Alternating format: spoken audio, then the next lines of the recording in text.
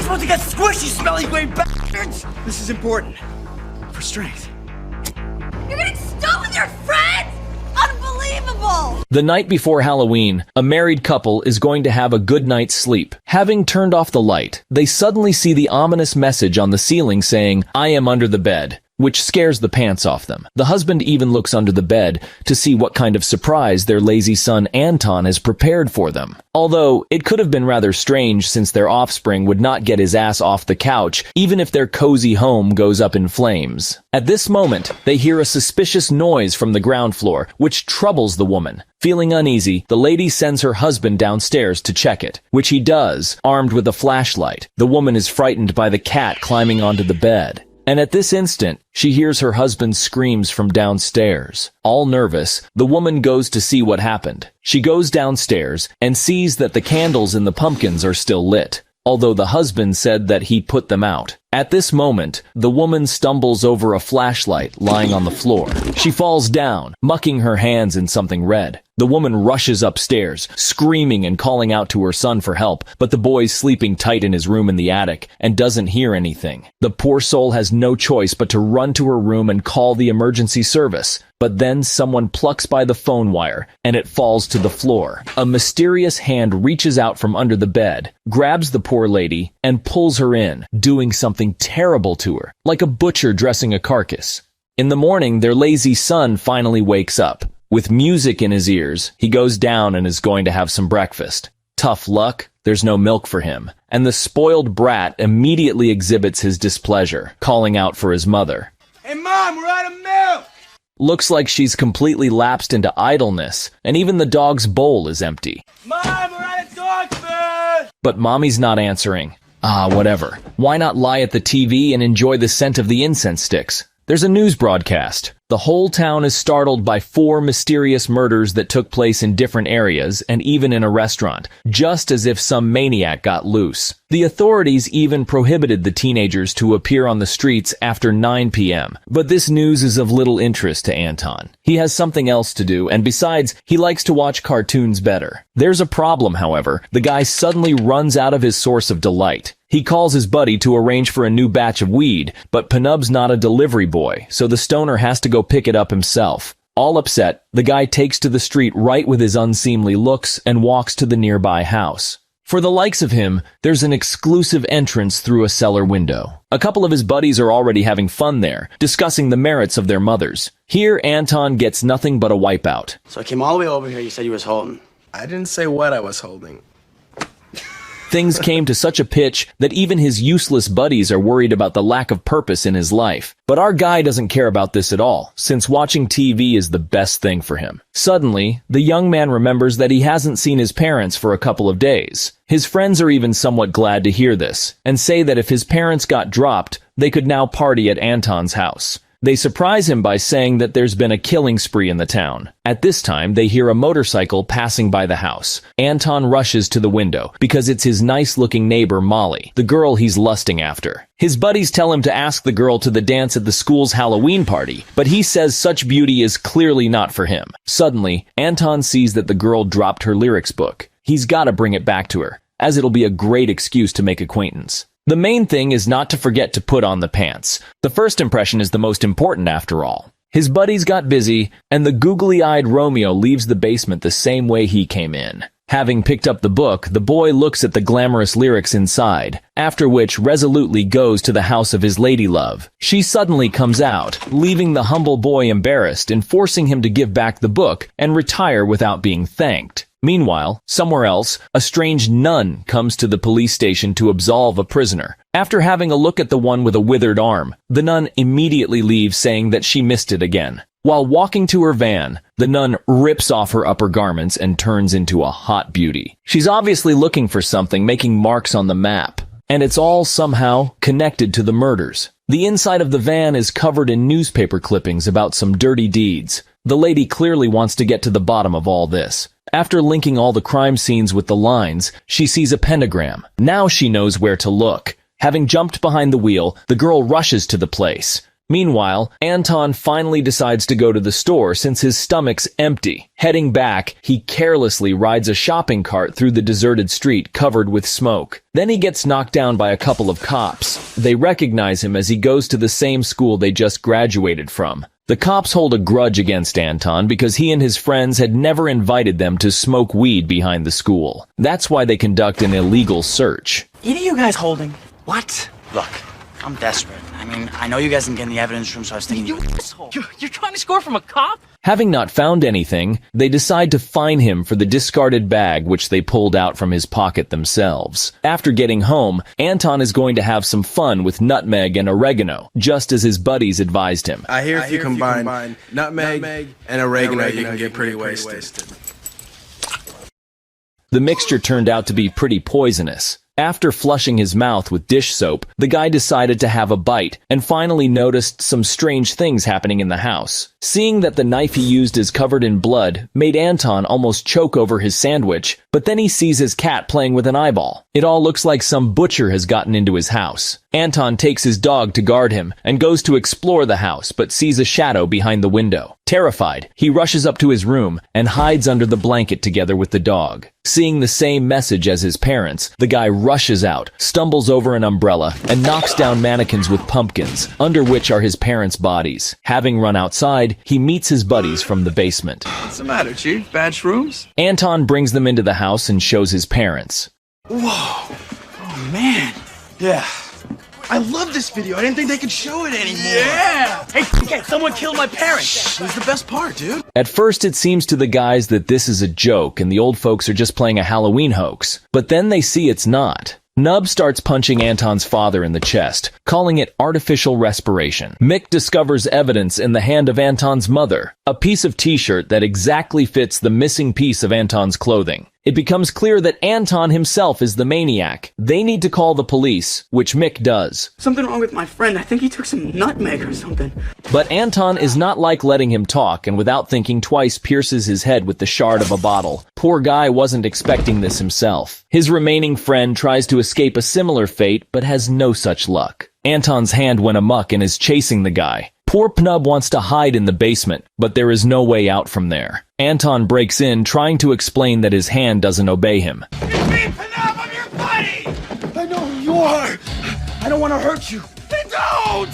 In a few seconds, this problem is no more. There are no witnesses left. To live permanently fighting your own right hand turns out to be pretty difficult. Even the cat got in the heat of the moment. In search of the cat, Anton approaches Molly's house. The hand begins to ring at the girl's door. Struggling, Anton manages to get it off the bell. Aren't you a little old for Ding Dong Ditch? The girl invites him inside. There they have a pretty nice talk about her creative work. But right after she turns her back, the hand reaches for the knife. By a miracle, Anton manages to knock it out. Then the damn limb decided to go the other way and have a little fun by grabbing Molly's ass with all its might. Surprisingly, Molly appears to like it. I never would have thought you'd have the balls to just grab me like that. And the couple ends up in bed. Not wanting his hand to interfere, Anton ties it to the bed, impressing the girl even more. After fleshly pleasures, she asks the guy to leave as her parents came home. Molly also invites him to a Halloween party at school. Anton agrees and retreats through the window. To hide the evidence, Anton decides to bury the remains of his parents and friends in the backyard, saying goodbye with a touching speech. Then, Mick's voice comes from below, asking to dig him up. A moment later,